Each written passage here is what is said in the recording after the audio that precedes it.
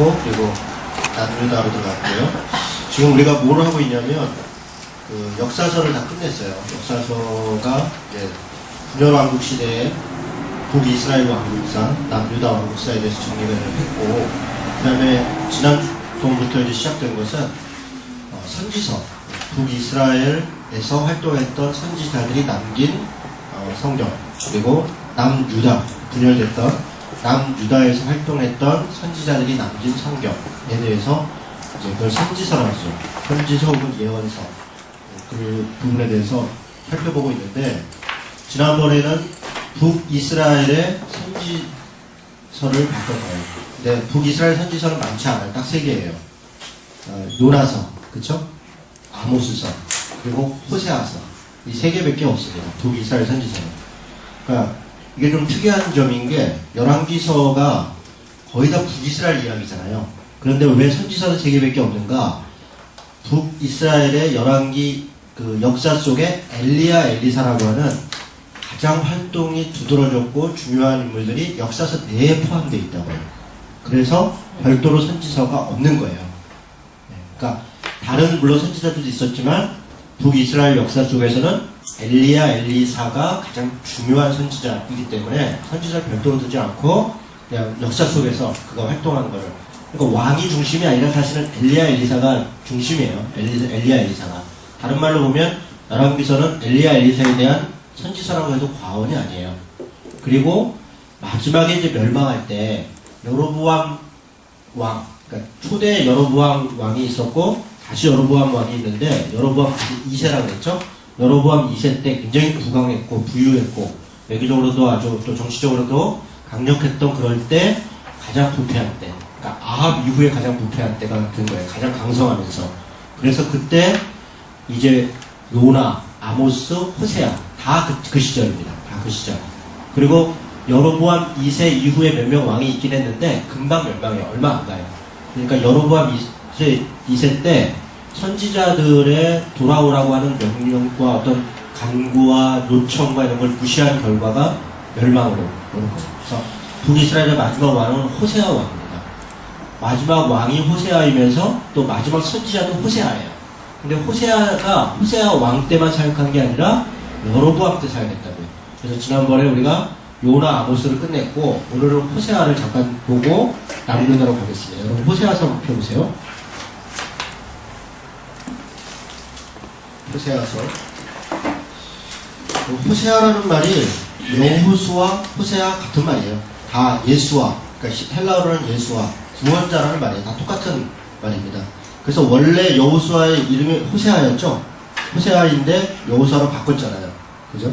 모세가 여호수아라고 불렀더라. 그거는 이름을 바꿔준 게 아니라 그 표현을 바꾼 거예요. 같은 의미예요. 호세아, 여호수아.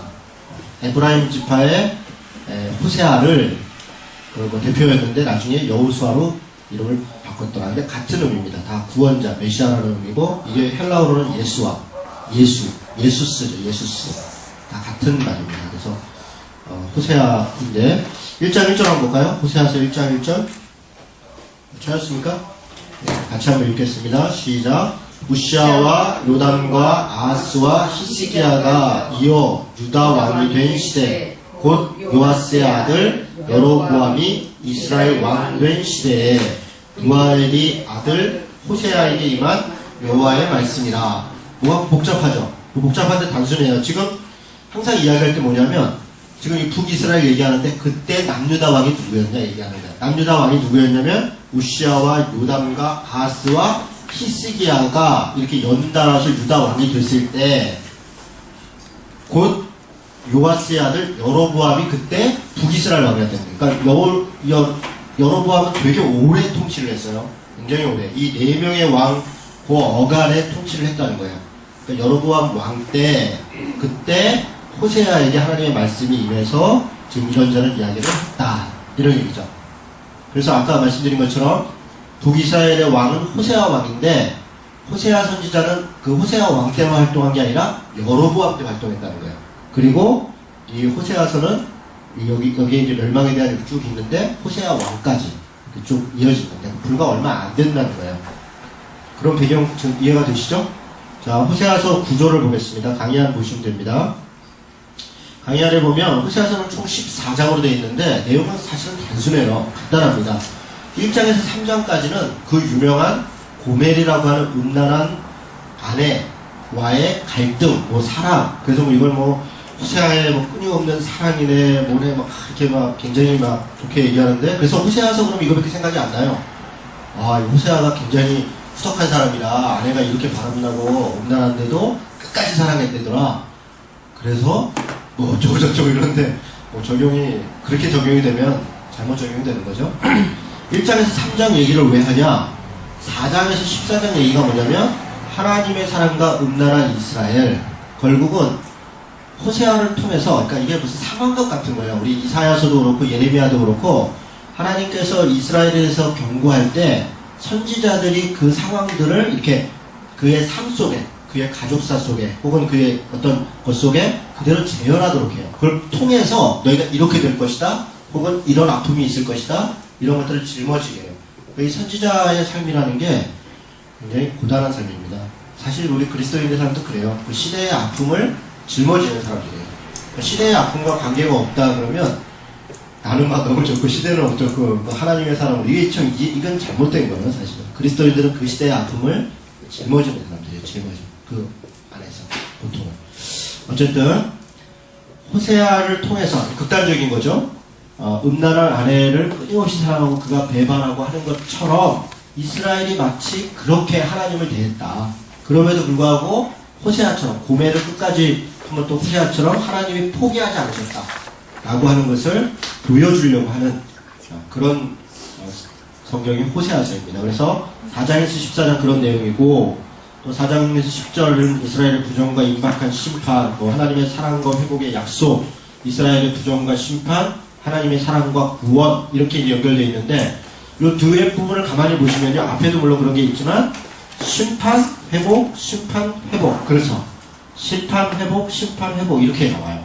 그러니까 이 호세아서는 언어가 굉장히 강합니다. 아모스, 미가, 호세아서는 직설적인 언어이고요. 그리고 듣기도 민망하고 좀 그래요. 말하기도 민망하고. 그래서 여러분 이스라엘 유대에서는 성인식을 하기 전에 호세아서를 혼자 못 읽습니다. 그런 성경들이 있어요. 아가서, 호세아서 이런 성적인 부분에서 직접적 표현을 막 하거든요. 그러니까 성인식이 12살인데 이스라엘 아이들이 그 전에는 부모들이 그걸 읽어주질 않아요. 그냥 이렇게 약간 우화적 이야기로 넘어가는 거죠. 나중에 이제 성인 이후에는 직접 읽는 거죠. 그만큼 19금이라고 해요. 19금 내용이 있는 것들이 이렇게 좀 직접적이죠. 그런데 이렇게 강하고 분명하게 얘기한 건 그렇게 비상한 상황이기 때문에 상황이 비상하고 분명하게 표현하지 않으면 알아듣기 어렵고, 그래서 심판을 얘기를 하는데 그럼에도 불구하고 다시 사랑과 구원을 얘기해요. 또 심판을 얘기하고 사랑과 구원을 얘기해요. 이게 하나님의 마음이에요. 하나님의 마음은 우리에게 분명하게 얘기하고 또 다시 사랑을 얘기하고. 그래서 지금 되게 선지서가 다 그렇게 되어 있죠. 책망하고 위로하고 그리고 권면하고 그리고 소망을 주고. 항상 선지서가 소망으로 끝나요.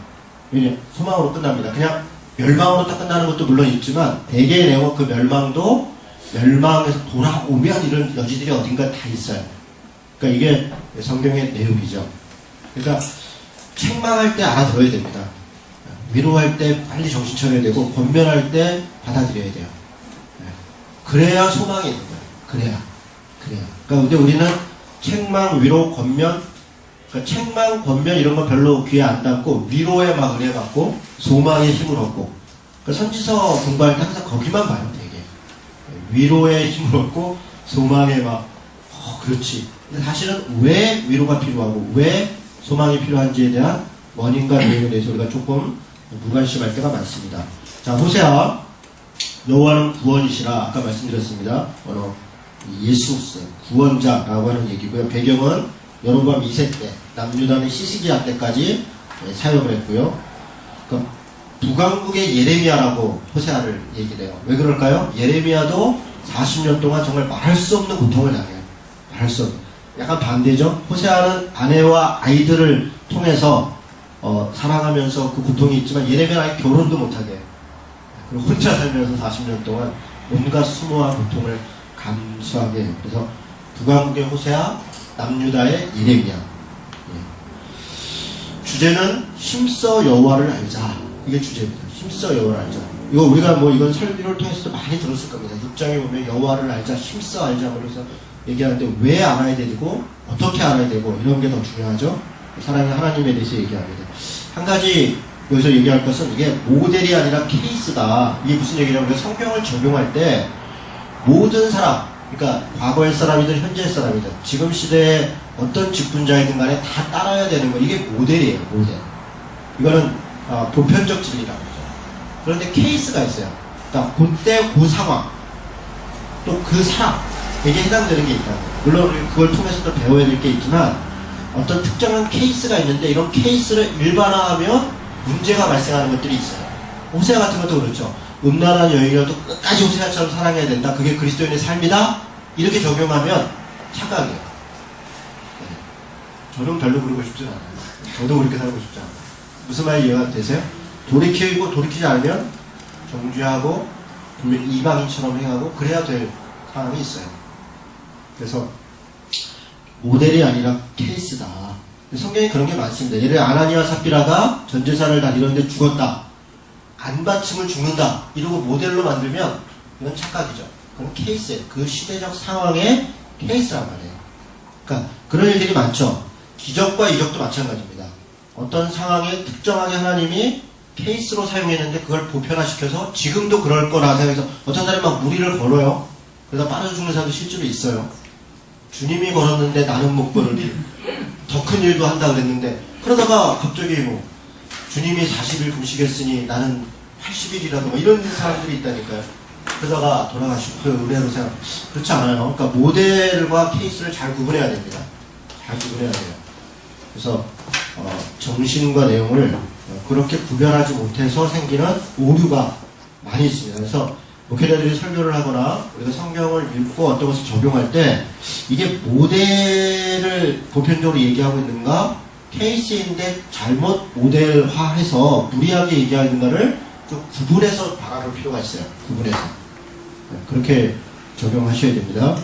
그런 부분을 미리 말씀을 드리고요. 자, 내용으로 좀 들어가 보겠습니다. 호세아의 사랑과 음란한 아내 1장에서 3장인데 끔찍하죠. 2절을 보겠습니다. 1장 2절에 보니까 여호와께서 처음 호세아에게 말씀하실 때 호세아에게 이르시되 너는 가서 음란한 여자를 맞이하여. 그러니까 처음부터 음란한 여자였어요. 고멜이 있다가 무슨 타락한 여자가 아니라 처음부터 음란한 여자예요. 그러니까 알고 맞이해요. 음란한 자식을 낳아라. 이 나라가 여호와를 떠나 크게 음란했다. 그러니까 지금 처음부터 뭐라고 했냐면 그렇게 하는 이유는 이 나라를 빗대서 하기 위해서 보여주기 위해서 그게 사명이다. 그런 것을 지금 이야기를 하는 거예요. 그리고서 자식을 3명을 낳습니다. 고멜이 임신해서 첫째는 이스라엘, 그죠? 그다음에 둘째는 이름이 뭐예요? 루하마 이렇게 되어 있죠. 루하마. 거기 보이세요? 6절에 보니까 둘째는 딸이네요. 딸을 낳는데 루하마다. 셋째는 9절에 보니까 아들인가 보죠? 로암미라. 그러면서 이 세 딸의 이름을 통해서 지금 무언가를 깨닫기를 원해요. 왜냐하면 이 이름들이 의미가 있어요. 첫째 이스라엘이라는 이름을 해놓고 설명을 다 해요. 4절에 한번 볼까요? 4절에 자 같이 읽겠습니다. 시작. 여호와께서 호세아에게 이르시되 그의 이름을 이스라엘이라 하라. 조금 후에 내가 이스라엘의 피를 예후의 집에 갚으며 이스라엘 족속의 나라를 펴할 것입니다. 여러분 왜 이스라엘을 얘기를 하냐면 이스라엘을 딱 얘기하는 순간 우리는 모르지만 유대인들은 이게 무슨 의미인지 그냥 알아요. 사실은 여기가 이스라엘 평야예요. 여기가 이스라엘 여기 또 이스라엘 평야인데 이스라엘 평야는 우리로 하면 뭐냐면 예를 들어 황산벌 전투 다 이러면 백제하고 신라하고 싸웠던 그때 당시 사람들은 그게 무슨 전투인지 아는 거잖아요.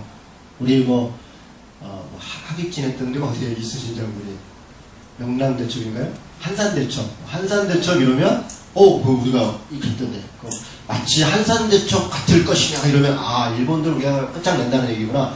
우리가 그 말에 그냥 바로 알아듣잖아요. 이스라엘이 어떤 데냐면 예후가 왕으로 한 다음에 그 오므리 왕조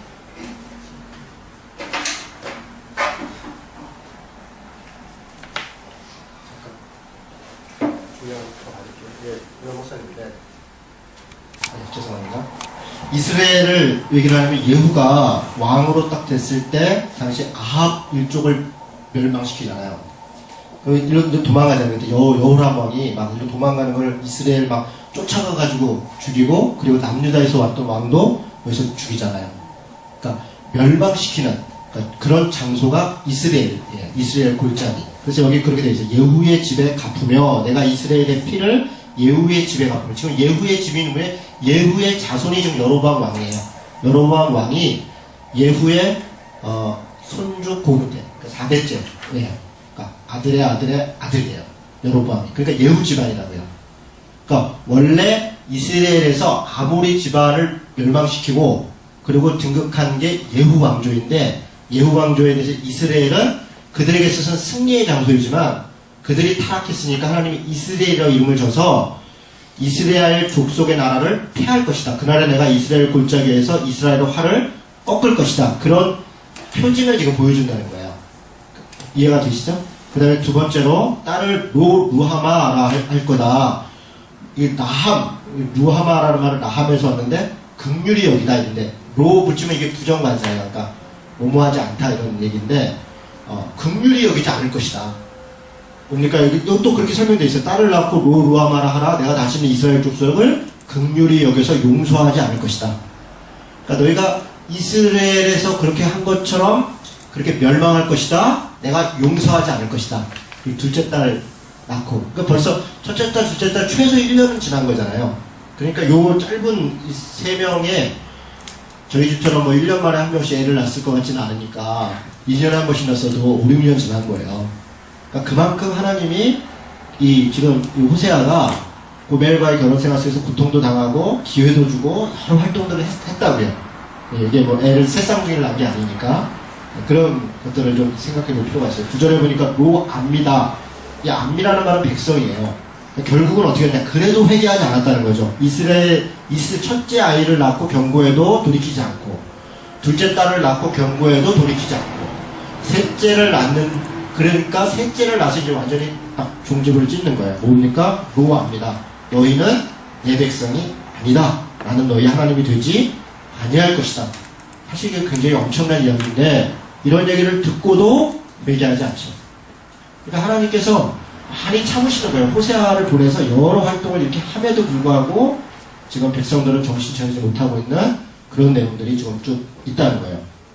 그런데 이렇게까지 얘기하시고도 하나님이 또 그 사랑 때와 미련이 나오셔서 10절부터 그러나 이스라엘 자손의 수가 바닷가의 모래같이 되어서 헤아릴 수도 없고 셀 수도 없을 것이며 전에 그들에게 이르기를 너희는 내 백성이 아니라 한 그곳에서 그들에게 이르기를 너희는 살아계신 하나님의 아들들이라 할 것이다. 다시 또 소망을 얘기해요. 그러니까 하나님이 참 마음이 어떻겠어요. 이렇게 기회를 주고 너희는 이제 나가 끝났어 하는데도 또 그래 또 좌절할까봐 다시 또 은혜를 주고 이런 지금 시기라고 이렇게 지금 표현이 되어 있는 겁니다. 자, 그렇게 진행이 됐습니다. 자, 강의 안에 보면 뭐 방금 읽은 데도 그렇지만 심판을 얘기하고 회복을 얘기하고 바로바로예요. 지금 1장 2절 9절에서 새 자녀를 얘기하면서 심판을 얘기하죠. 1장 10절에서 2장 1절로 내려가면서 다시 회복을 얘기합니다. 2장 2절에서 13절 또 심판을 얘기했다가 바로 14절부터 또 회복을 얘기해요. 3장 4절에 심판을 다시 얘기했다가 3장 5절에 다시 회복을 얘기해요. 지금 호세아서가 전체 구조가 그렇게 되어 있고 중간중간에 이렇게 되어 있다고요.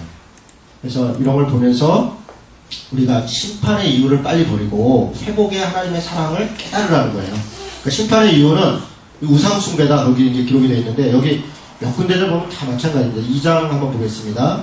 2장 2절에 보니까 너희 어머니와 논쟁하라. 그는 내 아내가 아니요 나는 그의 남편이 아니라. 자식들에게 얘기하는 거죠.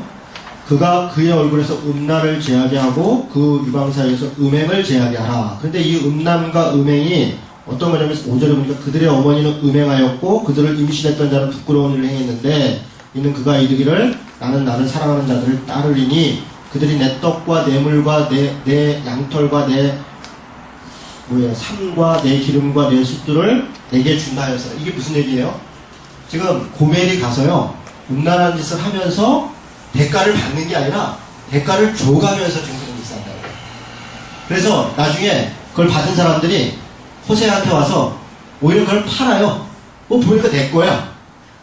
호세아가 뭐 필요해서 뭐가 없네 집에? 갑자기 어느 날 냉장고가 없어진 거예요. 그래서 어느 날 냉장고를 사러 이렇게 갔더니 이거 우리 집 냉장고 여기 왜 있네? 이 사람이 이거 우리 거 아니야? 아, 자네 부인이 와서 주고 갔어. 그 사람은 또 그 돈 주고 사야 되는 거예요. 지금 이런 황당한 일이 있다는 거예요. 이럴 정도까지 고멜의 음란은 끝이 없었고 그랬다는 거예요. 그리고 또 8절에 보니까 곡식과 새 포도주와 기름은 내가 그에게 준 것이고 그들이 바알을 위하여 쓴 은과 금도 내가 그에게 더하여 준 것이거늘 그가 알지 못하는구나. 그러니까 곡식과 새 포도주와 그릇 그런 것들도 다 사실은 호세아가 준 거예요.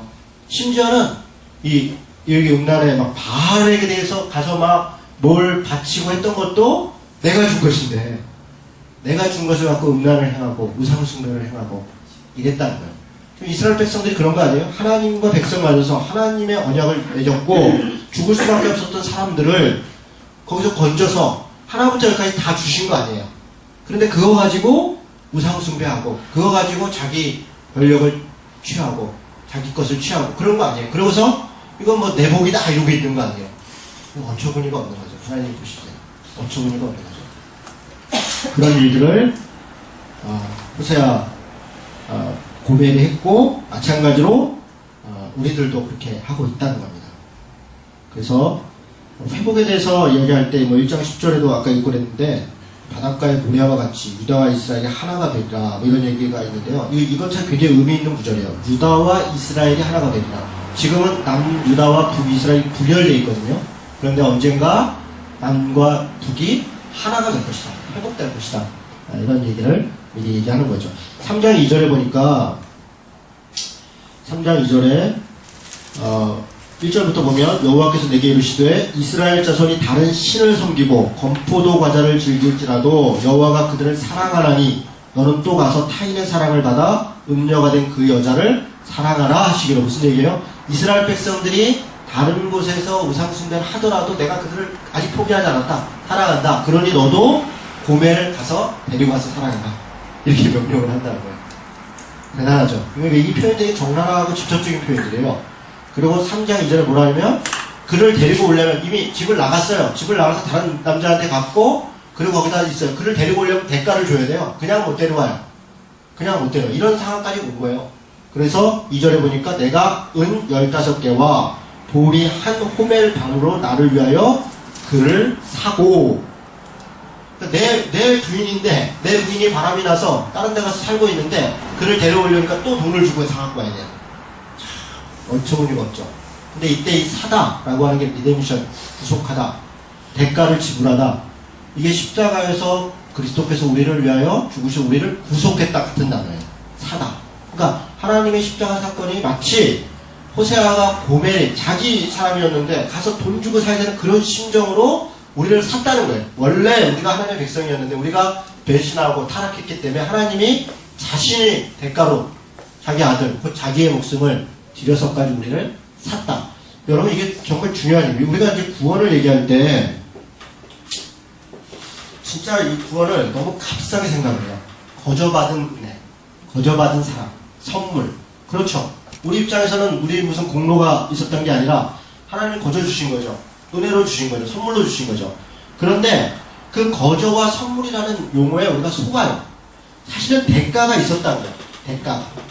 구원을 받기 위해서. 어떤 대가냐? 십자가라고 하는 엄청난 끔찍한 대가를 치렀단 말이에요. 내가 치러야 되는데 누군가가 치렀단 말이에요. 그 누군가가 치렀는데 이게 굉장히 무겁게 치렀단 말이에요. 엄청난 무게를. 그런데 이 구원이 그렇게 값싼 구원이 아니라 이렇게 엄청난 대가를 치루었다는 것을 우리가 망각한단 말이에요. 그래서 구원받은 자로서의 감사, 구원받은 자로서의 삶을 망각하는 거예요. 왜 망각합니까? 어차피 구원받았으니까 내가 뭐 아무 공로 아무 없이 받았으니 내가 뭐 구원받은 사람으로서도 아무런 뭐 삶도 필요 없다. 이렇게 너무나 값싸게, 이게 값싼 은혜라는 거예요. 값싼 구원. 그런데 구원은 그렇게 값이 싸지 않아요. 온 우주를 다 해도 살 수 없는 분의 대가를 치르고 내가 구원을 받았단 말이에요. 그러니까 구원받은 백성이 그 감사가 무게가 얼마여야 하며 우리 삶의 태도가 얼마나 책임감 있고 조심스러워야 되는지에 대해서 우리가 정말 이게 생각해야 돼요. 무슨 너무 값싸잖아요. 무슨 선왕당에다 돈 몇 푼 던져놓고 복 비는 것 같은, 선왕당에 복 비는 사람도 그 정도는 안 해요. 새벽마다 일어나서 몸을 찢고요, 정화하고 정화수 깨끗한 걸 떠가지고 조심스럽게 올려놓고 그냥 종일 빌고 그런 대가를 지불한단 말이에요. 그런 정성을 보이고. 그런데 우리 그리스도인들이 예수 믿는다는 게 너무 정성이 없어요. 그 정성이라는 게 뭘까? 그게 다 교회 와서 뭘 받지, 그런 얘기가 삶의 거룩함. 여기 이제 나중에 이사야서 볼 때 얘기하지만 내가 거룩하니 너희도 거룩하라. 그러니까 우리가 그리스도의 자녀로서, 우리 그러잖아요. 어디 가서 네 아버지 얼굴에 먹칠하지 마라, 그런 얘기 하는 거 아니에요, 자식들한테. 너 아버지가, 그래서 아버지가 유명하고 훌륭한 분일수록 자식들이 불편하다는 거잖아요. 에? 너 누구 아들인데? 여러분, 교회에서 목사 아들이 되게 힘들어요. 너 아버지가 목사인데 너는, 내가 목사지 걔가 목사야? 그런데 걔한테 뭐 그러는 거야. 뭐 말끝마다 너 뭐 목사 아들인데 뭐 어쩌라고, 집사들은 뭐 안 그래도 되고 목사들만 그래야 되나? 똑같은 거예요. 그런데 책임이 요구하잖아요. 아버지 얼굴에 먹칠하지 마라. 그래서 그것 때문에 부담하죠. 우리 아버지가 하나님이라는 거예요. 우리 대가를. 그런데 우리는 하나님의 이름을 망령되이 일컫지 말아라, 이게 첫 번째 이고, 그걸 공경해라, 이렇게 우리가 배웠는데 우리는 전혀 의식하지 않는 거예요. 내가 누군지에 대한 자의식이 없고 전혀 의식하지 않는다고. 그리고 나는 구원 받았네, 그러고 망나니 무슨 망나들처럼 그러고 천방지축 뛰어다니면서 그렇게 신앙생활 한다고. 구원은 땅은 당상인지는 두고 봐야 알죠. 그래서 이런 게 지금 그렇게 돼요. 이게 샀다. 내가 그 대가를 지불하고 샀다. 이 엄청난 대가를 지불, 15개와 보리 한 호멜 반으로 그를 살 때 이 돈도 돈이지만 그 심정이라는 게 어떻겠냐고요. 호세아의 심정. 이렇게 하나님의 우리를 샀다는 심정은 이런 심정이었다고요. 이런 심정. 근데 우리의 구원받은 자의 자세는 너무 망가지죠. 자, 이스라엘의 부정과 임박한 심판에 대해서 얘기하는데, 이스라엘의 부정의 내용이 뭐냐? 4장 6절에 보니까 내 백성이 지식이 없으므로 망하는도다. 어떤 지식입니까? 하나님의 말씀, 율법. 지금 여기서 거의 레위기를 얘기하는 거예요. 하나님과 맺었던 그 언약의 약속. 이스라엘 백성이 거룩한 백성으로 살기 위해서 이렇게 저렇게 저렇게 해라. 하나님과의 관계 속에서는, 이웃과의 관계 속에서는, 사회적으로는 이렇게 저렇게 해라. 구구절절히 지금 기록을 해줬잖아요. 말씀해줬잖아요. 그런데 그것을 싹 무시하더라. 싹 무시하더라.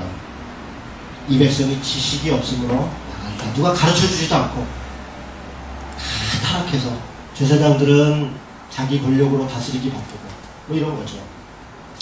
우상숭배. 4장 12절에 보니까 내 백성이 나무에게 묻고 그 막대기는 그들에게 고하나니 이는 그들이 음란한 마음에 미혹되어 하나님을 버리고 음행하였습니다. 나무에다 대고서, 우리도 그러잖아요. 나무에다 대고서 그것도 뭐라 한다고 또 들었다고. 그럼 제가 이사를 가려고 하니까요, 지난주에 저는 평일에 가는 게 더 좋았어요. 왜냐면 싸니까. 주말에 하면 비싸니까. 그래서 명절 끝나고 4일, 5일에 목금인데 그때 이사 가면 어떨까요? 했더니 거기 이삿짐 한 분들이 이때가 더 비싸네. 무슨 손 없는 날? 그런 거라고 더 비싸. 차라리 토요일이 싸다는 거예요. 그래서 그럼 싼 날 가자고, 토요일 날. 그 손 있네 없네 이런 걸 따지는 거예요.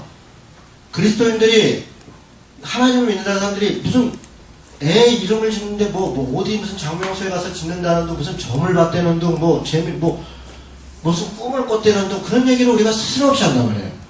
나무에게 구하고 나무가 또 얘기를 하고, 그렇구나. 그럼 그게 뭘까요 도대체? 우리가 도대체 하나님을 믿는데 뭐 귀신 무서워해갖고 그냥 온갖 귀신 쫓아다니러 다니고, 하나님 보면 참 답답한 거예요. 이미 이렇게 큰 값을 주고 샀는데 이 고멜 여인이 여전히 사람 가운데 그냥 그게 얽매여 있는 것처럼 그렇게 우리가 살아간다고요. 그런 것도 있고 우리가 좀 생각해 볼 필요가 있습니다. 자, 우상 숭배하고, 그 다음에 5장 4절이니까 음란하고 뭐 이런 것들을 아까 계속 얘기했으니까 넘어가겠습니다. 7장 8절에 보니까 이스라엘의 부정의 내용이 뭐냐면 7장 8절에 에브라임 그러면 북이스라엘을 얘기하는 겁니다. 지금 여로보암이 에브라임 지파예요. 그러니까 초대 북이스라엘을 했던 그 여로보암 왕이, 초대 왕이 에브라임 지파예요. 밑에 르호보암은 유다 지파였고, 그래서 북이스라엘을 에브라임아 이렇게 불러요. 남유다를 그 예루살렘아 이렇게 부르는 것처럼 에브라임이 여러 민족 가운데서 혼합되니 그는 곧 뒤집지 않은 연병이라 이렇게 혼합이 됐는데 11절에 보니까 에브라임은 어리석은 비둘기같이 지혜가 없어서 애굽을 향하여 부르짖으며 아수르로도 가는도다. 저 무슨 얘기인가? 자, 여기 보세요. 여러 번 말씀을 드려서 잘 아시리라 생각하는데, 위에는 유프라테스강, 티그리스강, 여기가 메소포타미아 문명 지역, 바벨론, 아수르, 신바벨론, 페르시아, 나중에 메가더, 메가더, 알렉산더, 다 여기가 문명지역. 아수르. 이때 당시는 아수르죠. 나중에 이제 바벨론한테 멸망하고, 페르시아한테 멸망하고, 이제 아수르. 여기가 이제 이집트. 이 양대 문명 발생지이고, 양대 거대한 국가이죠. 조그만 나라죠. 그러니까 여기가 자기네가 산다 생각하는 게 친 아수르냐, 친 이집트냐. 이거 가지고 때마다 달랐다는 거예요. 남유다도 마찬가지예요. 나중에 이사야 할 때, 아하스 왕 때는 친 아수르 아니면 죽는다. 그리고 히스기야 왕 때는 친 이집트. 그러다가 왕이 바뀌고 별일들이 있는 거죠. 이렇게 하나님만 의지해라. 하나님의 백성이 하나님의 나라에서 하나님만 의지해라. 이렇게 이제 해서 여기 하나님의 땅으로 보냈는데 그 숱한 세월을 거쳐서 왔는데 여기저기 의지하고 있다는 거예요. 여기저기 의지하고 있다. 외세를 의지한다. 그 다음에 8장 1절에 보니까 나팔을 내 입에 댈지어다 원수가 독수리처럼 여호와의 집에 덮치리니 이는 그들이 내 언약을 어기며 내 율법을 범함이니이다. 하나님의 말씀을 무시하는 것이죠. 이게 사실 우리의 모습입니다. 하나님의 말씀에 대한 지식이 없고 우상 숭배하고 음란하고 외세를 의지하고 율법을 망각하고, 그렇죠? 이게 우리의 모습이죠. 그래서 회개를 촉구합니다. 6장 1절에서 보겠습니다. 6장 1절부터 3절 같이 한번 읽어볼까요? 자, 시작. 보라, 우리가 여호와께로 돌아가자. 여호와께서 우리를 찢으셨으나 도로 낮게 하실 것이요 우리를 치셨으나 싸매어 주실 것입니다. 여호와께서 이틀 후에 우리를 살리시며 셋째 날에 우리를 일으키시리니 우리가 그의 앞에서 살리라. 그러므로 우리가 여호와를 알자. 힘써 여호와를 알자. 그의 나타내시는 새벽빛같이 어김없나니 비와 같이 땅을 적시는 늦은 비와 같이 우리에게 임하시리라 한다. 여호와께로 돌아가자는 거죠. 이게 사실 주제입니다. 그러니까 호세아서 말의 주제가 아니라 모든 선지서를 한마디로 얘기하면 돌아오라. 돌아와라. 지금 너희들이 폐역했고 음란하고 율법을 어겼고 이렇게 하나님으로부터 벗어나 있다는 거예요. 원래 죄가 그런 거지 않습니까? 관역에서 벗어났다. 하나님부터 벗어나 있다. 돌아오라는 거예요.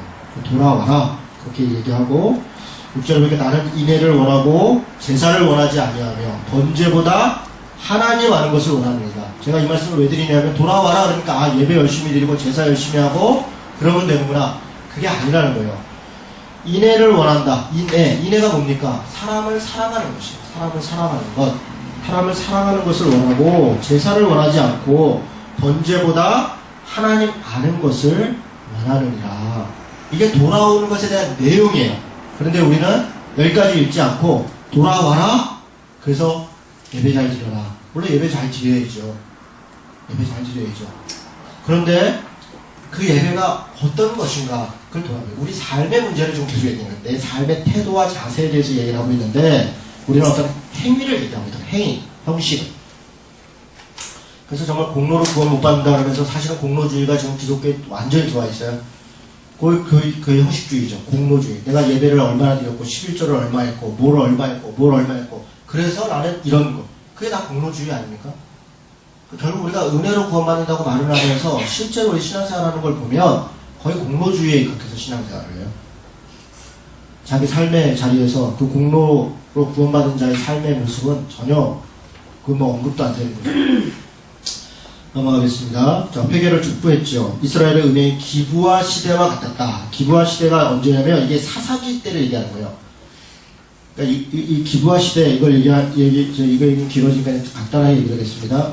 우리 사사기 읽을 때 17장에서 마지막 21장까지가 왜 사사시대가 이렇게 됐는지를 설명하는 장이다 이렇게 얘기했어요. 앞에 뭐 이렇게 사사들 13명의 사사들이 쭉 썼는데 계속 뭐 타락하고 그러다가 삼손까지도 망하고 그러고 나서 17장이 시작되는데 레위인이 이렇게 나온단 말이에요. 레위인들이 타락한 거예요.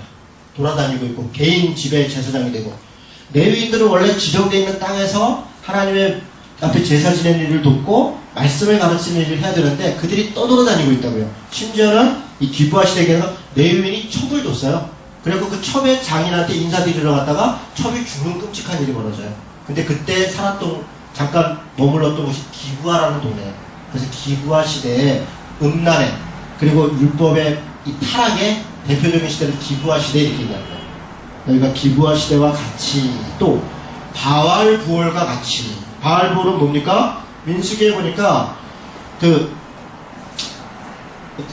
발람 나오는 거 있죠. 발람 선지자 있고 발락이 뭐 이스라엘이 쳐들어온다고 그러니까 발람 선지자를 불러다가 뭐 이렇게 저렇게 하니까 나중에 그리고 잘 지나간 것 같았는데 22장부터 25장에 딱 보니까 그들이 광야에서 모압 여인들과 음란이 행하더라. 바알 부올의 꾀에 넘어가 이렇게 됐어요. 바알 부올을 섬기더라. 그러니까 모압 족속은 당시 바알 부올을 섬겼는데 발람의 꾀에 넘어가서 그들이 음란을 행하더라. 심지어는 한 족속의 수장이 모압 족속의 숙상의 딸과 사람들이 다 보는데 대낮에 동침을 나갔다가 그걸 누가 비느하스가 박아나서 창으로 찔러 죽이죠. 하나님께서 거룩하거든. 내 분노가 네가 내 마음을 풀었다.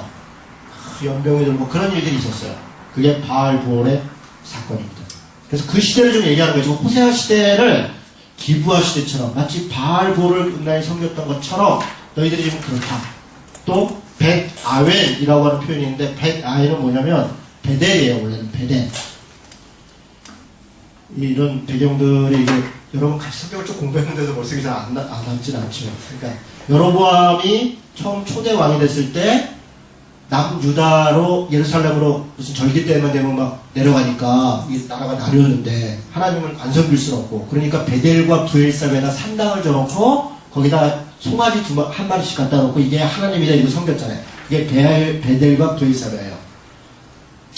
단과 베델, 브엘사베, 베델과 브엘사 근데 그 베델 하나님의 얼굴이라는 뜻이에요. 하나님의 얼굴 엘이 하나님이거든요. 그런데 벳아웬은 뭐냐면 엘을 비하는 그러니까 이 벳아웬으로 만들었다. 그러니까 하나님의 얼굴이 없어진 거예요. 너희들이 그 베델의 우상 숭배를 했다. 그래서 베델의 벳아웬이라 부르는 것은 하나님의 집, 하나님의 얼굴이 완전히 망가져서 우상 숭배의 소굴이 됐다.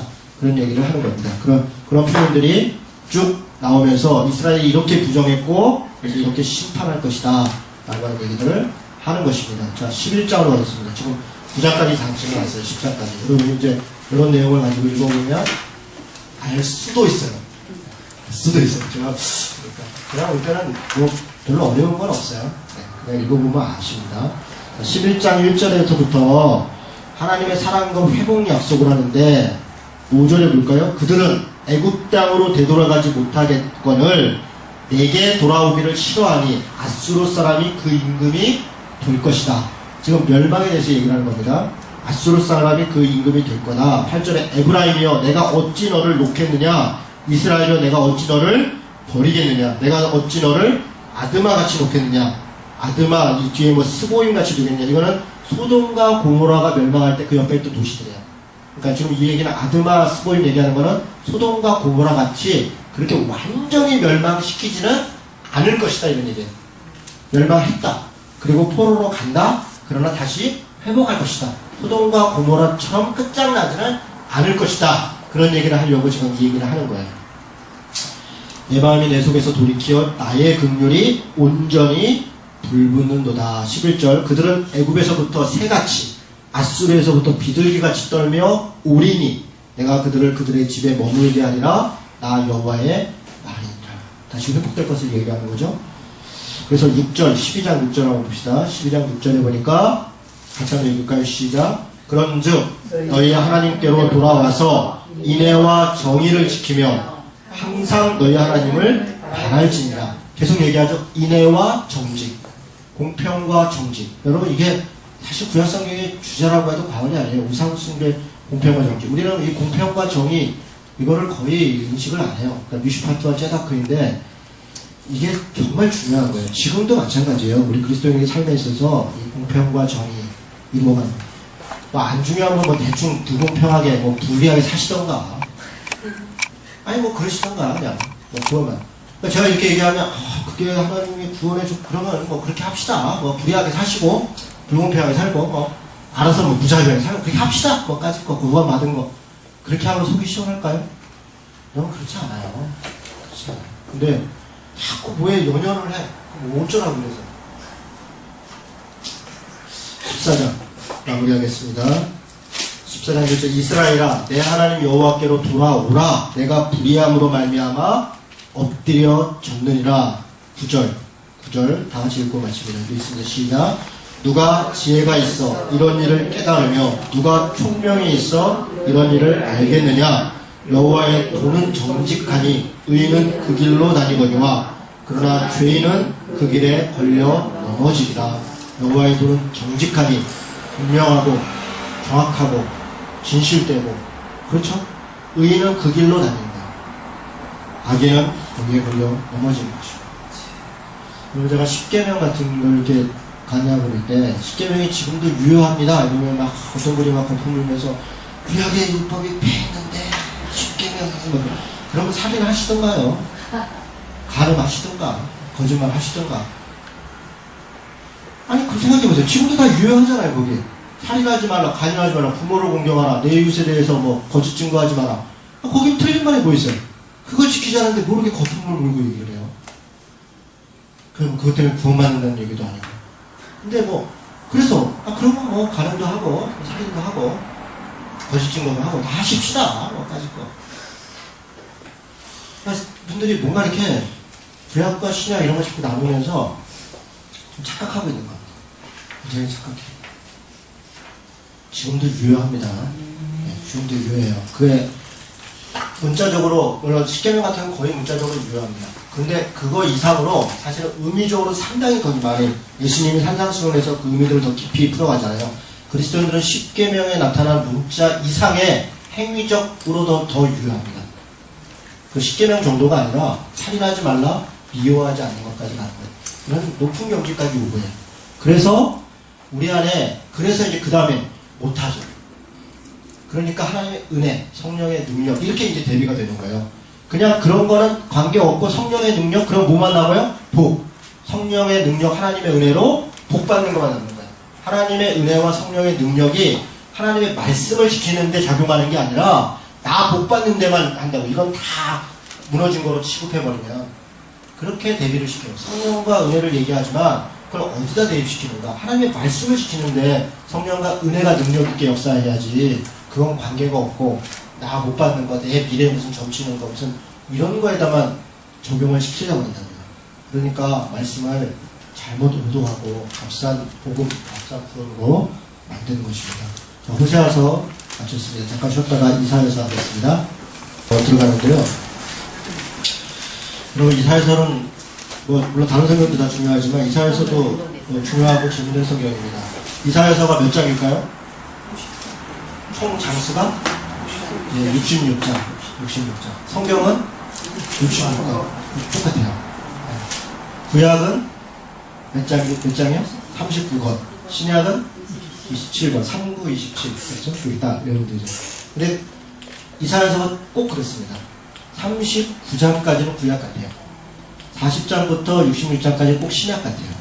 구약 그러면 오늘도 우리가 지금 구약을 공부하고 있지만 좀 율법을 강조하고 또 이렇게 죄에 대해서 지적하고 멸망과 심판에 대해서 얘기하고 이런 얘기가 많잖아요. 이사야서 앞부분이 꼭 그렇습니다. 이사야 뒷부분 40장에서 66장까지는 신약 같아요. 이 신약에도 물론 멸망도 있고 심판도 있지만 대체적으로 은혜와 구원과 사랑과 이런 것들이 많잖아요. 마찬가지로 회복과 그리고 이사야서 60장 뒤로 65, 66 넘어가면 새하늘과 새 땅까지 나와요. 마치 계시록 같아요. 그래서 이사야서를 성경의 축소판이다 이렇게 얘기를 해요. 실제 모든 성경이 다 그 성경의 전체적 내용들을 핵심들을 다 담고 있지만 이사야서는 구약과 신약의 내용을 이렇게 전체적으로 담고 있어요. 더군다나 신약에서 예수님과 관련해서 신약에서 구약에 당시 신약 백성들은 성경이 구약 성경이잖아요. 우리는 다 갖고 있지만 이 성경에 이러면 맨날 구약 성경이잖아요. 그것도 결정되어 있는 게 아닙니다. 직접 39권 결정된 게 아니라 구약 성경이 결정된 건 AD 100년이에요. 100년 남리아 종교회의. 신약 성경이 결정된 건 397년이에요. 그러니까 그때는 이런저런 성경 오로지 유일하게 성경 같은 권위가 있어서 모세오경 정도라고요. 나머지 선지서들은 막 선택적으로 있을 때예요. 그런데 이 성경은 이럴 때 다 구약성경이죠. 구약성경. 그래서 구약성경 그런데 이 구약을 인용하잖아요. 신약 백성들이 제일 많이 인용한 게 첫째는 시편이에요. 그리고 시편도 시편 신학이라고 시편을 제대로 공부해보면 150편까지 공부해보면 성경의 모든 내용이 다 망라되어 있어요.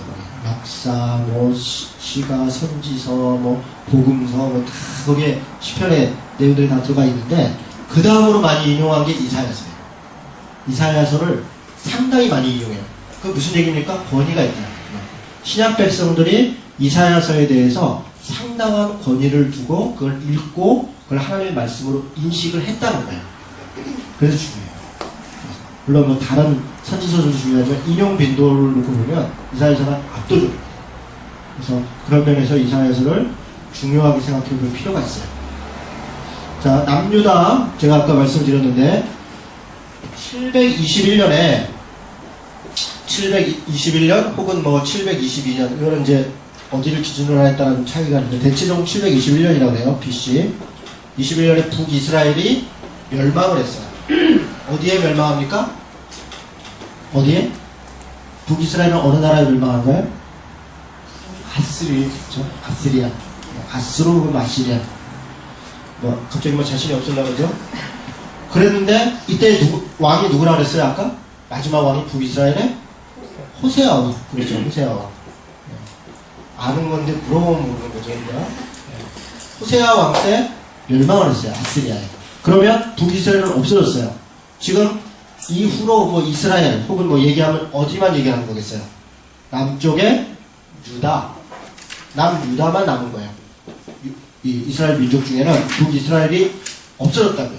그래서 포로 잡혀가기도 하고 거기에 아수르 사람들이 막 와서 살기도 하고 그래서 막 섞였다고요. 섞였고 저쪽도 섞였고 막 이렇게 됐다고요. 이 지역이 에브라임 지역 혹은 사마리아 지역 다 이런 식으로 얘기를 하는 거예요.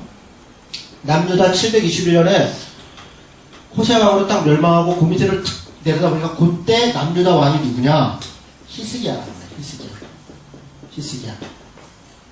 히스기야 왕. 그 다음에 여호야긴, 시드기야, 히스기야 다음에 아몬, 므낫세, 이렇게 쭉 몇 명의 왕이 있어요. 자, 그런데 남유다는 언제 멸망했냐? 시드기야 왕 때 BC 586년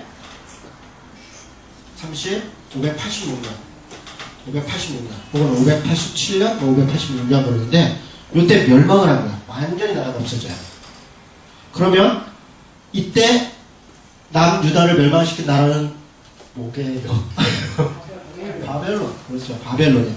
그럼 왜 바벨론이냐? 아수르하고 딴 나라냐? 그게 아니라 아수르를 612년에 바벨론이 멸망시키고 바벨론이 원래 이 메소포타미아 지역의 한쪽에 조그만 나라였는데 612년에 아수르를 멸망시키고 거기에 바벨론 제국을 세웠단 말이에요. 그래서 이게 바벨론이 됐어요. 이해가 되셨죠? 그래서 바벨론에 의해서 586년에 남유다가 멸망한단 말이에요. 그래서 요 전에 남유다 왕에 대한 역사도 거의 없었어요. 선지자 얘기하는 것도 거의 없어요. 그러다가 남유다로 갑자기 북이스라엘이 없어졌으니까 이제 남유다 얘기만 떡하니 나오는데 열왕기서도 마찬가지고 열왕기 하 17장부터는 남유다 얘기예요. 요때 보니까 선지자가 누구냐? 이사야만 있는 게 아니라 요다부터 쭉 나오는 사람들이 미가, 오바댜, 나움, 하박국, 스바냐, 요엘, 예레미야까지 다 요때예요. 히스기야서부터 시드기야 사이. 네. 이해가 되셨죠? 예레미야를 마지막 왕. 예레미야 애가는 뭐냐? 예루살렘이 멸망했어요. 그 예루살렘 멸망한 것을 예레미야가 이러고 다니면서 슬픔을 얘기하는 뭐 처처의 죽음과 고통과 파괴와 이런 걸 보면서 막 애타게 노래하는 게 예레미야예요. 이렇게 됐죠? 이런 배경을 얼추 알고 그 다음에 들어가겠습니다. 이사야서의 구조를 잠깐 보면요, 66장까지 있는데 아까 제가 말씀드린 것처럼 39장 거기 보세요. 39장까지가 히스기야 시대의 역사 이렇게 되어 있는데 요 39장까지는 유다 1장서부터까지는 예루살렘 멸망 이전의 모습들이에요. 예루살렘 멸망 이전. 그런데 그러니까 멸망하는 것까지, 멸망해서 뭐 어떻게 된다 이런 얘기까지 있어요. 그런데 40장부터는 구원과 회복. 여기 가만히 보면 40장부터 보면요, 예루살렘의 멸망을 과거형으로 얘기를 해요. 과거형으로. 그래서 여러분이 이제 성경 공부를 좀 더 소위 시각적으로 깊이 하다 보면 제1 이사야니, 제2 이사야니, 제3 이사야니 이런 얘기를 해요. 뭐냐? 이사야서 66장이 한 사람이 쓴 게 아니라 여러 사람이 이렇게 쓴 거다. 여기서부터 여기까지 누가 썼고 여기서부터 여기까지 딴 사람이 썼고, 그래서 요 제1 이사야서, 제2 이사야서, 제3 이사야서, 제5 이사야 아까 얘기한 사람이 있어요. 제가 볼 때는 이사야가 썼고 전편 편인 것 같아요. 그러니까 39장까지 썼고 40장부터는 이후에 쓴 거예요. 그래서 편집해서 합친 거죠. 저는 그렇게 보는 게 더 원만하다. 아니면 아니어도 상관없다. 별로 중요한 게 아니에요. 그거 배우다가 한 학기 가요. 이사야 썼다면 이게 제1 이사야냐 제3 이사야, 여기서부터 여기까지는 어투가 이렇고 단어가 어떻고, 그래서 갈라디아서 배우면 북갈라디아 서냐 남갈라디아 서냐 뭐 그거 한 학기 내내 머리 막고 있다가 진짜 설교도 써먹기도 어렵고 못 써먹는 거만 그렇게 그냥 계속 얘기하다가 그죠? 뭔가 하다가 근데 그냥 저는 그럴 때 막 그냥 굉장히 졸아요. 막 열심히 졸다가 그냥 뭐 그렇습니다. 자, 어쨌든 자, 그런 정도 배경을 얘기를 하고, 자, 이사야, 예사야후, 이게 원래 이름이에요. 발음이 우리는 이사야인데 이 히브리어로는 그냥 예사야후, 후가 들어가 있어요. 야후가 야훼예요. 그래서 예사야훼, 야훼는 구원이시다 이런 거예요. 다 엘리야훼 이렇게 돼, 엘리야후 이렇게 돼 있어요. 그래서 이걸 왜 생략했는지 모르겠어요. 생략 안 해도 되는데. 그래서 이게 우리가 좀 생략이 돼 있어요. 여러분 이사야서를 한번 펴보겠습니다. 이사야가 다른 선지자들하고 조금 다른 점이 하나 있어요. 여러분 1장 1절 한번 읽겠습니다. 1장 1절 이사야 피셨습니까? 968쪽에 있네요. 읽겠습니다. 시작. 유다 왕 우시야와 요담과 아하스와 히스기야 시대에 아모스의 아들 이사야가 유다와 예루살렘에 관하여 본 계시라. 자, 여기는 호세아서하고 똑같아요. 아까 위에도 우시야, 요담, 아하스, 히스기야가 남유다 왕일 때 이렇게 나왔잖아요. 호세아는 이스라엘이 여로보암이 왕일 때 이렇게 나왔잖아요. 지금 그 같은 시대라는 거죠. 그러니까 북쪽에 호세아가 있을 때 남쪽에 이사야가, 그러니까 멸망한 이후에 이사야가 나온 게 아니라 요때부터, 이전부터 같이 활동을 했다라는 거죠. 했다라는 거예요. 그리고 그런데 여기 누구의 아들이냐면 아모스의 아들. 이 사람이 아모스의 선지자 아들인가 보다. 아닙니다. 아니냐. 아모스는 누구냐? 우시야 다른 말로 아사랴예요. 아사랴.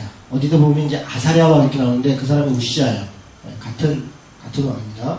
우시야 왕의 부친이 아마샤인데 그 아마샤의 형이 아모스예요. 좀 복잡하죠? 이거 외울 필요 없고 간단하게 왕족이다. 그러니까 왕족 집안의 사람이에요. 그런 사람이 이사야가 선지자가 됐어요. 그래서 이사야서를 읽어보면요, 왕하고 아주 스스럼없이 얘기를 해요. 오히려 어떨 때 막 책망돼요. 족하니까 막 얘기도 하고 그래요. 그러니까 이게 선지자가 막 외치면서 죽음을 가고 얘기하는 것과 분위기가 좀 달라요. 그리고 이 왕들도 들을 때 이사야가 얘기하면 집안 어른 얘기 듣듯이 좀 이렇게 들어요. 그런 면에서 근데 이사야를 아마 그렇게 사용한 게 좀 비상했기 때문에 그랬던 것 같기도 해요. 어쨌든 나중에 예레미야는 진짜 저가 시골에서 온 사람이라 취급도 못 받아요. 와서 얘기하면 막 맞고 대맞고 뭔데 여기 와서 네가 까부냐 이런 식인데, 이사야가 그럴 때는 어서 오세요 이런 분위기예요. 이게 선지자도 좀 집안이 좋아야 되는 그렇죠. 근데 결과는 똑같아요. 별 차이가 없어요. 심지어는요, 이사야가 이 문하세가 이거 완전 좋거든요. 문하세가 완전히 폐역을 하는 때 그 발음만 하다가 그 시브리어에 보면 토백혐을 당하면 된다. 그러니까 이게 이사야다. 이렇게 대체적으로 얘기합니다. 그러니까 판자와 판자를 이렇게 묶은 다음에 이렇게 썰어서 이사야 너무 좋아하지 마세요. 성경에 가만히 그렇게 보면 좋아할 사람이 별로 없어요. 요셉이나 좀 좋아할까? 그러니까 누구 좋아하겠어요? 누구 좋아할 사람이 있어요? 바울 뭐 이거 감당이 안 돼요, 여러분. 누구 좋아하겠어요? 다윗도 그렇죠. 그 고생을 다 했는데 그러니까 그런 거는 하고 싶지 않죠. 그러니까 요셉도 뭐 너무 초반에 고생을 해서 그러니까 서로 별로 이렇게 닮고 싶은 사람이 별로 없어요. 여러분 성경 인물 우리 아이들이 누구처럼 잘 생각해봐야 돼요. 정말 그렇게 되면 좋을까? 잘 생각해야 돼요. 기도 함부로 하면 안 됩니다. 큰일 나요. 자, 배경 아까 얘기한 것처럼 그런 기관들이 있고 여기 이사야서에 보면 전반부는 아하스 왕에 대해서 많이 얘기해요. 아하스. 근데 아하스 왕이 어떤 왕이냐? 아주 폐역하고 못된 왕이에요. 특별히 친아수르 정책을 하는데요. 여기 보세요. 배경 설명하다 보면 끝날지도 모르겠다. 이건 또 배경 설명 이런 게 또 재밌잖아요. 이제 이거 하루 많이 봐서 그죠?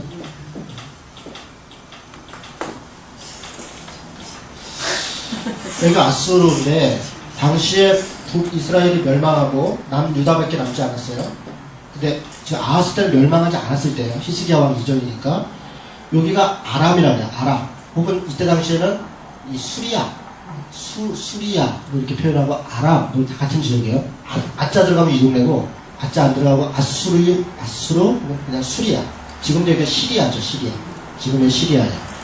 여기하고 여기 또 이쪽에 모압, 뭐 암몬, 에돔 뭐 이쪽에 있는데 남유다 입장에서는 제일 큰 적이 누구냐면 사실은 우리 남쪽도 북한이 제일 큰 적인 거잖아요. 동족이지만 제일 위험하잖아요. 근데 호시탐탐 서로 관계가 안 좋아요. 서로 뭐. 근데 여기를 이기려고 여기를 잘못 쳐들어내려면 여기서 뒤를 치는 거잖아요. 우리 옛날에 고구려 같은 거잖아요. 고구려가 위에 당나라 밑에 백제 뭐 이게 복잡하잖아요. 똑같아요. 그러니까 여기랑 동맹을 맺어요. 동맹을 맺어갖고 이렇게 쳐들어오는 거예요. 뒤를 일단 딱 잘 하고. 그러니까 얘가 아하스 왕이 살겠다고 하나님이 이 아하스한테 이사야를 보내가지고 하나님만 의지해라. 이건 뭐 껌이다. 이쪽도 뭐 신경 쓰지 마라. 하나님만 의지해라. 살려준다. 그런데 못 믿어요. 그래서 어떻게 해요? 여기다가 요청을 해요. 여기다. 그래가지고 여기 외세를 끌어들여요.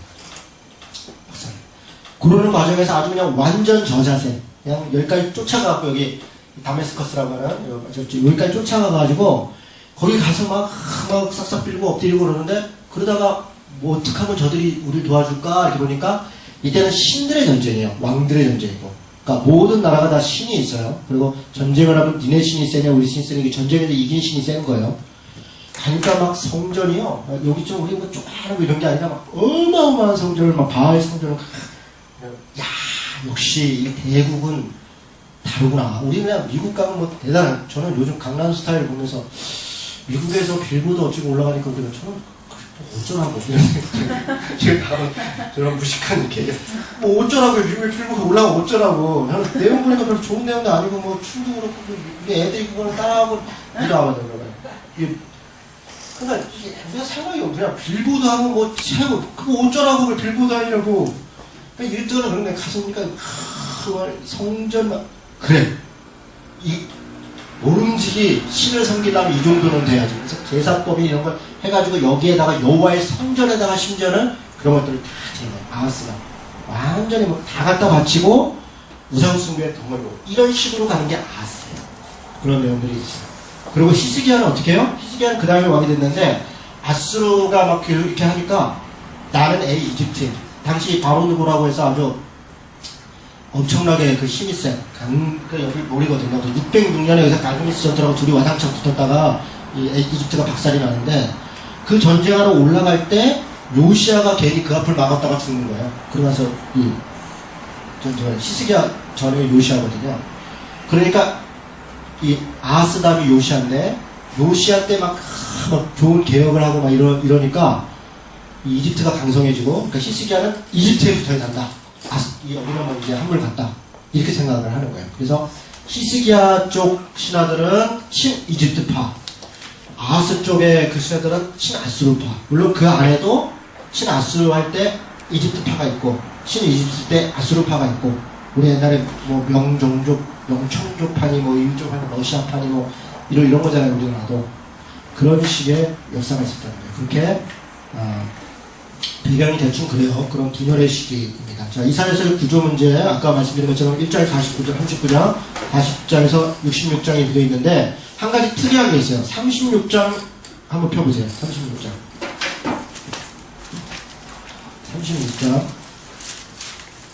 36장 1절 이렇게 펴놓고, 그 다음에 열왕기 하 18장을 또 펴보세요. 18장에서 13절.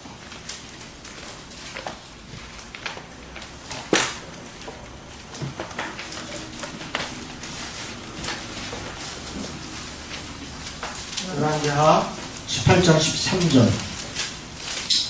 자, 먼저 이사야 35장 1절에 보면 히스기야 왕 14년에 아수르 왕 사네립이 올라와서 유다의 모든 견고한 성을 쳐서 취하니라. 그렇죠? 이렇게 돼 있는데 18장 13절에 보니까 히스기야 왕 제14년에 아수르 왕 사네립이 올라와서 유다 모두 견고한 성읍들을 쳐서 점령하네. 똑같죠? 똑같아요. 39장 끄트머리 보세요. 39장 끄트머리니까 히스기야가 이사야에게 이르되 당신의 이름과 여호와의 말씀이 좋소이다. 그러면서 뭐 어쩌고 저쩌고 하죠. 그리고 그 열왕기야 20장 끄트머리 보세요. 20장 끄트머리 보니까 19절.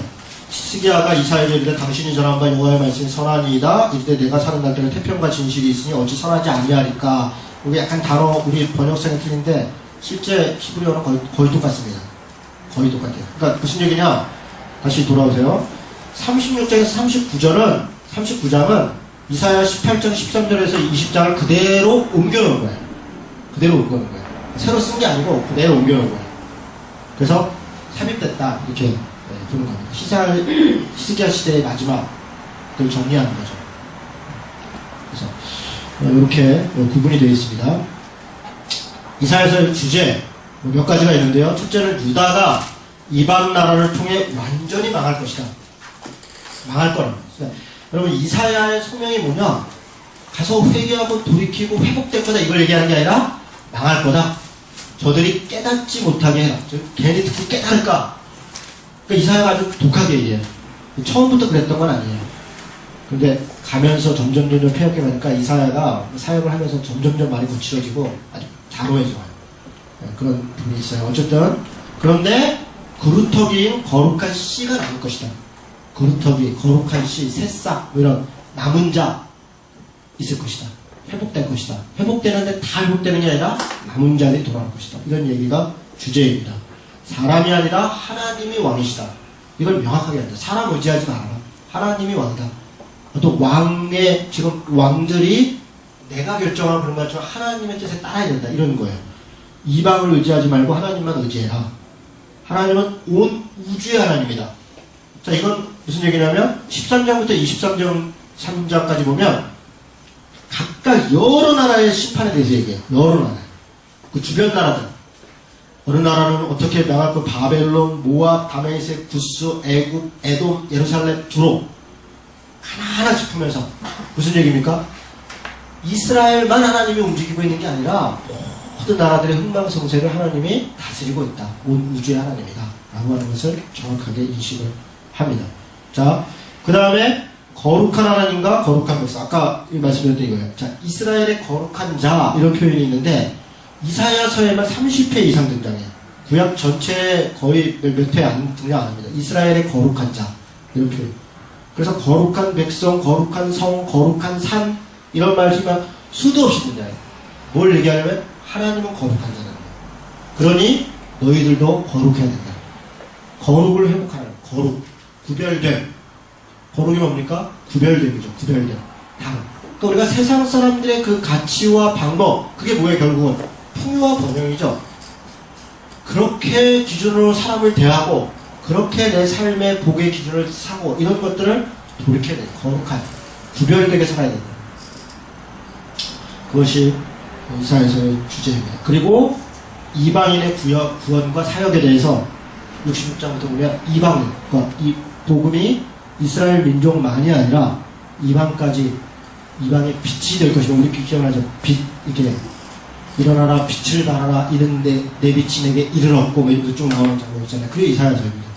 이방의 빛이 될 것이다 이런 얘기가 있습니다. 자, 아까 말씀드린 제5복음서, 이게 별명이에요. 이사야서에 우리 1, 2, 3, 4복음서 이제 마태, 마가, 누가, 요한복음, 그리고 이사야서에 하도 예수님에 대한 인용들을 많이 인용해서 제5복음서라고 해요. 거기 보면 임마누엘, 하나기가 기묘라, 모사라 이런 거 그대로 다 인용되는 거예요. 이새의 줄기에 한 싹이 나서 다윗의 집에 열쇠를 4개 주었노니 이런 거잖아요.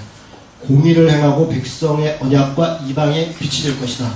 그가 찔림은 어쩌고 저쩌고 쭉 나오는 게 다 예수님에 대해서 이외에도 여러 개 있습니다. 그래서 제5복음서라는 별명이 있습니다.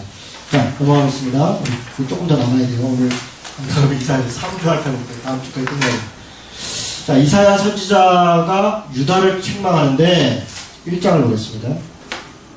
1장을 보세요. 거기 보면 하나님 유다와 예루살렘에 관한 본 계시라 딱 이러면서 첫 마디가 뭐냐? 하늘이여 들으라, 땅이여 귀를 기울이라. 여호와께서 말씀하시기를 내가 자식을 양육했거늘 그들이 나를 거역했도다. 하늘이여 들어라, 땅이여 귀를 기울여. 뭡니까? 고소하는 거예요. 지금 이사야는 지금 이제 나중에 이 글을 쓰겠죠. 어떤 사람한테 가서 지금 이렇게 얘기하는 게 아니라 지금 너무 부패했고 완전 이걸 그냥 옳천하에 지금 1장은 지금 서론, 전체에 대한 좀 서론 같은 거, 이사야서 전체에 대한 계략을 적는 건데, 하늘이여 들어라, 땅이여 들어라. 그러면서 이스라엘의 죄를 온갖 곳에 폭로하는 거예요. 그럼 지금 많은 분들이 교회의 어떤 죄악을 세상 가운데 뭐 언론에 얘기를 하거나 뭘 얘기를 하면 우리끼리 얘기했는데 그걸 뭘 얘기하냐, 언제 선지자들이 그랬냐. 아마 이때 이사야가 언론 방송에 있으면 아마 인터뷰 대대적으로 했을 거예요. 지금 그러면 하늘이어서 그때는 언론이 달 때는 이렇게 얘기할 그 동네 사람들 말 스푼스푼 하는 건데, 그런 거를요 선지자들은 두려워하지 않았어요. 길거리에서 막 외쳤다니까요. 거기에 뭐 누구는 그렇고 우리끼리 뭐 그런 게 어디 있어요. 심지어는 이방에까지 가서 얘기를 하고 그랬었는데 왜 지금은 안 되냐고요. 아니 요나는 저 니누에까지 가서 얘기를 하는데 왜 지금은 안 되냐고요. 그러니까 이게 마치 우리끼리 하면 다 될 거로 생각하는 착각이에요. 지금 언론 방송이 얼마나 발전이 되어 있고 지금 미디어 인터넷이 발전되어 있는데 지금 누가 뭘 모른다는 거예요. 그리고 믿는 사람들이 다 교회 안에서만 살아요? 우리끼리만 살아요? 다 일반 직장 생활하고 다 하는 거예요. 그러니까 이 구분 자체가 의미가 없는 거 아니에요? 뭐 어떻게 구분을 할 거예요? 그러니까 그런 거예요. 그렇지, 우리는 우리끼리. 착각이죠, 착각. 그러니까 참 답답해요. 저는 아이가 뭐 욕을 해거나 말거나 다 할 거니까 저는 뭐 더 하려고 합니다. 내일 전병헌 목사 관련돼서 동아일보하고 경향신문에 지금 아까 그거 의논을 하는데 광고를 낼 거예요. 한 1,000만 원을 모금했는데 1,000만 원이 넘게 모였어요. 그래서 광고 나가는데 조그맣게 이제 한 분이 그거 나가면 나는 뭐 이번에서 뭐 그 대책에서 못하겠다. 못하면 빼지 뭐. 저는 뭐 못하면 말고 해야 된다고 생각. 지금 더 저렇게 끔찍한 짓을 벌이는데, 아니 왕성교회 세습하는 걸 누가 알렸어요? 지금 온갖 언론들이 다 가서 직접 취재를 해요. 그거 오지 말라고 막아요? 지금 세상이 그런 시대인데 저런 짓을 하고 저렇게 사는데도 우리가 모른 척하고 쉬쉬하고 쉬쉬해져요? 그러는 사이에 거기에 그 수많은 사람들이 피해를 당하고 피해자들의 고통과 아픔과 이런 것을 도대체 그거는 누가 씻어줘요? 누가? 아무도 그런 사람들에서 정말 관심이 없어요. 오로지 교회 숫자 늘리는 것만 관심이 있지, 그것 때문에 고통하고 아픔 당하는 그 한 사람에 대해서는 아무도 관심을 갖지 않는다고요. 그게 어떻게 교회예요? 기업이지. 교회가 왜 기업이 되냐고요. 교회는 99마리의 양을 놓고 한 마리에 잃어버린 사람을 쫓아가는 게 교회인데, 그 몇 명 숫자 들어가는 거 그거에 연연해가지고 정말 고통 있고 눈물 있는 사람에 대해서는 한 번이라도 신경을 써냐고요. 저는 뭐 하늘이여 들으러 땅이여 귀를 기울이고 뭐 온갖 격지에 다 다니면서, 그럼 제가 볼 때는 선지자들이 그렇게 살았어요. 예수님도 그러셨어요. 예수님도 그렇게 하셨다고요. 그렇게 지금 얘기하는데 내용이 뭡니까? 내가 너희들을 아비같이 아비로 여기고 너희를 양육하고 했는데 지금 너희들이 어떻게 짐승도 소도 그 주인을 알고 그걸 갖는데 지금 너희들 완전히 폐역하다. 정말 이 폐륜 같은 짓을 저지르고 있다. 어떻게 하나님한테 이럴 수가 있냐. 우리 호세아서도 봤지만 그렇게 다시 사랑하고 했음에도 불구하고 너희들이 이스라엘의 거룩하신 이를 만홀히 여기고 멀리하고 물러갔도다. 이런 정도까지 했대요. 그래서 너희가 어찌하여 매를 더 맞으려고 폐역을 거듭하느냐. 한 번 실수한 걸 얘기하는 게 아니에요. 폐역을 거듭하느냐. 온 머리는 병들었고 온 마음은 피곤하였고 이런 죄악들을 지금 고발하는 겁니다. 고발 내용은 뭡니까? 1장 10절부터 보니까 너희 소돔의 관원들아. 이 보세요. 소돔의 관원. 소돔과 고모라가 멸망했단 말이에요. 우상 숭배와 음란과 폐역 때문에 멸망했단 말이에요. 그런데 너희 소돔의 관원들아, 너희 고모라의 백성들아, 조금도 다르지 않다는 거예요. 그런 짓을 하고 있다. 여호와께서 말씀하시되 너희의 무수한 재물이 내게 무엇이 유익하냐. 나는 수장의 번제와 살찐 짐승의 기름에 배불렀고 나는 숫송아지나 어린 양이나 순염소의 피를 기뻐하지 아니하노라. 무슨 얘기예요? 제사를 안 드리는 게 아니에요. 지금 찔릴 정도로 드리고 있다는 거예요. 지금 일주일 내내 온갖 예배와 온갖 제사와 온갖 것이 다 이루어지고 있는 거예요. 회개하는 사람도 눈에 씻고도 볼 수가 없고 오로지 그냥 경배하고 찬양한다고 난리들을 치면 이거 질렸다는 거야. 너희가 내 앞에 보이러 오니 이것을 누가 너희에게 요구하였느냐. 내 마당만 밟을 뿐이니라. 헛된 재물을 다시 가져오지 말아라. 분양은 내가 가증히 여기는 바고 월삭과 안식일과 대회로 모이는 것도 그러하니 성회와 아울러 악을 행하는 것을 내가 견디지 못하겠구나. 마당만 밟고 가는 것을 갖다가 교회 와서 헌금도 안 하고 그렇게 설교하는 목사를 봤어요. 제가 깜짝 놀랐어요. 어떤 분이 얘기하면서 너희가 내 녀석 마당만 밟고 간다. 마당만 밟고 가는 게 뭐냐? 왜 헌금을 안 하는 거냐? 여러분, 이런 정말 어떻게 그런 정말 기가 막히죠. 너희 지금 삶을 얘기하는 제사 안 드리고 예배 안 드렸다는 게 아니라 삶을 어떻게 살고 있느냐 그거에 대해서 지금 혹독하게 얘기를 하고 있는데 이렇게 읽어보고도 어떻게 그런 말이 나와요. 끔찍한 시대입니다. 끔찍한 시대죠. 이렇게 우상 숭배를 행했다. 그리고서 1장 16절 17절 보세요. 너희는 스스로 씻으며, 자 15절부터 너희가 손을 펼 때 내가 내 눈을 너희에게서 가리고 너희가 많이 기도할지라도 내가 듣지 아니하는다. 기도 많이 한다고 기도 몇 시간 해요 이렇게 묻는 어리석은 사람들이 있으면 당신만큼 해요 이렇게. 늘 기도해요. 늘 항상 기도해요 이렇게. 항상 기도해요. 24시간 기도해요. 그럼 그렇게 대답해요. 24시간 기도한다고. 단 1분도 안 쉽니다. 도대체가 이는 너희의 손에 피가 가득하다. 그렇죠? 너희는 스스로 씻으며 스스로 깨끗하게 하여 내 목전에서 너희의 악한 행실을 버리며 행악을 그쳐라. 그러니까 지금 우상 숭배에서 벗어났는데 지금 뭘 하는 거야? 이렇게 같이 사는 게 아니라 행악을 그쳐라. 너네 손에 그 피를 묻히고 다른 사람 억울하게 한 것들을 그쳐라. 선행을 배우고 정의를 구하고 학대받는 자를 도와주고 고아를 위하여 실현하고 과부를 위하여 변호하라 하셨느니라. 여호와의 말씀이니라. 오라 우리가 서로 변론하자. 너희의 죄가 주홍 같을지라도 눈과 같이 휘어질 것이요 진홍 같을지라도 붉을지라도 양털같이 힐 것이니라. 27절 시온은 정의로 구속함을 받고 그 들어온 자들은 공의로 구속함을 받으리라. 지금 보세요. 죄를 고발하고 어떤 내용인지 얘기하고 다시 긍휼고 회복을 얘기하는데 회복 내용이 뭐냐?